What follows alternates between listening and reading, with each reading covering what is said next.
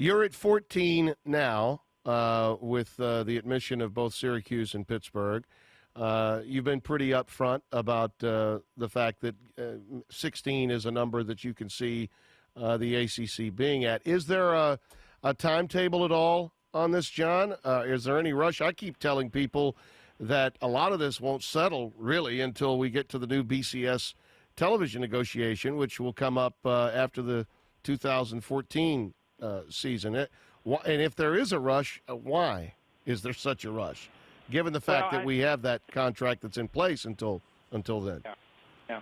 I don't know that there's any rush, and we're comfortable where we've landed at 14. I think we've landed at a good place, and with two additional schools that fit our conference very well and will be excellent additions to the Atlantic Coast Conference.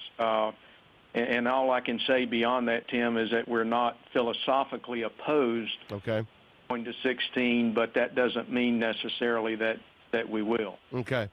With that in mind, there obviously have been conversations, and you mentioned fluidity.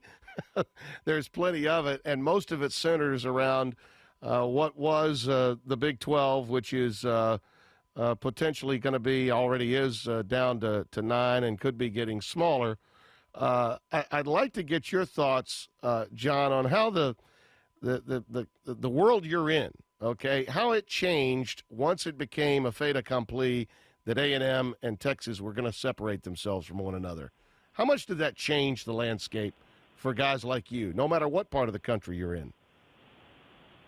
Well, Tim, I think the answer to that is no matter what part of the country you're in, when you see two schools that have been joined at the hip athletically for as long as those two schools have, separate and consider not even playing each other, you know that you're living in a different world, and that there could be a lot of other changes that could come along with that.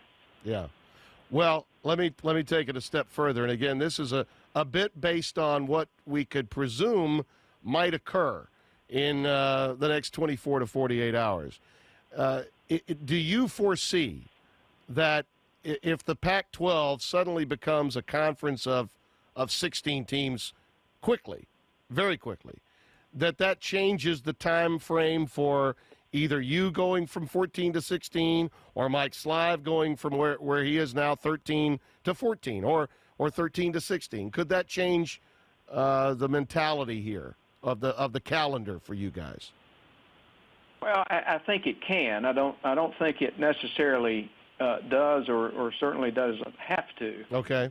But on the other hand, in an intangible sense, the collective mentality changes nationally to some degree, and there are intangibles and subtleties, I think, that go along with that, Tim, that make digesting larger conferences a little easier for the people making the decisions, number one, and probably for the fans and the public, number two.